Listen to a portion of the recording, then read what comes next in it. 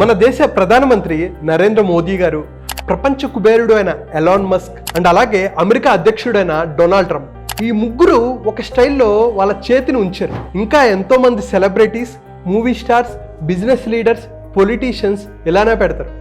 ఏంటి ఇవి అని ఆలోచిస్తున్నారా? వీటినే మనం ముద్రాస్ అంటాం. ఈ పర్టికులర్ ముద్ర పేరు హాకినీ ముద్ర.